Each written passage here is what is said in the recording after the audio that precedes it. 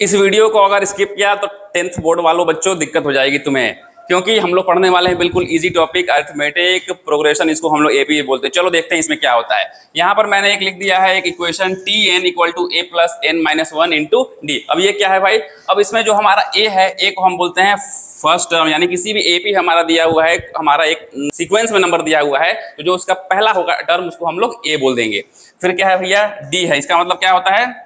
Common difference, यानी कि उस एपी के बीच में अंतर कितना का आ रहा है, इसको हम लोग आगे अभी देखेंगे कैसे होता है। और टी एन मतलब कि कौन सा टर्म आपको निकालना है, पांचवा, छठा, आठवां या जो भी आपको दे वो टर्म आपको निकालना है, उसको हम लोग टी एन कहते हैं। अब ये जो मैंने लिखा है यहाँ पर, इसको हम लोग कहते हैं एपी का जनरल टर्म, और ये आपको याद होना चाहिए। ये याद नहीं होगा तो आने वाला आगे क्वेश्चन नहीं बन पाएगा। एक एग्जाम्पल करते हैं और चलो देखते हैं कि ये क्या हमने बताया आपको। क्वेश्चन ये बोलता है कि find 16th term of an AP, यानी कि आपका एक एपी दिया हुआ है। एपी मतलब कि एक नंबर का सीक्वेंस आपको दिया हुआ है और आपको उसका 16वां टर्म क्या होगा आगे उसको निकालना है।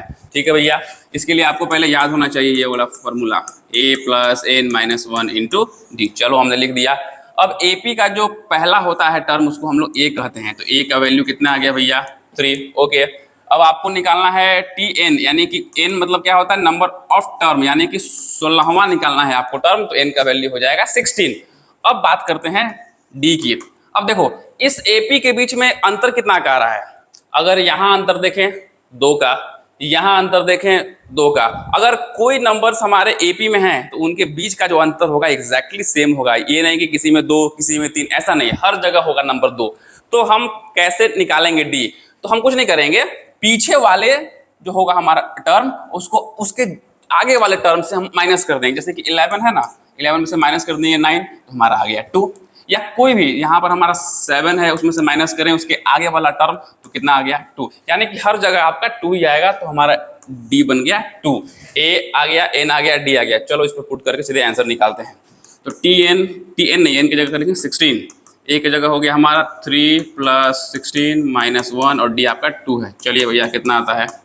3 प्लस 15 इंटू 2, ऐसा हो गया 3 प्लस 30, तो टी 16 हमारा आ गया 33। यानी कि इस एपी को अगर हम आगे बढ़ाते हैं अप टू 16 टर्न, तो जो नंबर यहाँ पर आएगा वो कितना आएगा? लिख के 33 आएगा। ठीक है, अब ऐसे ही आपके पास आ रहा है एक और क्वेश्चन। ये क्वेश्चन का आंसर आप जल्दी से कॉपी में लिख के आंसर निकालो और कमेंट बॉक्स में बताओ।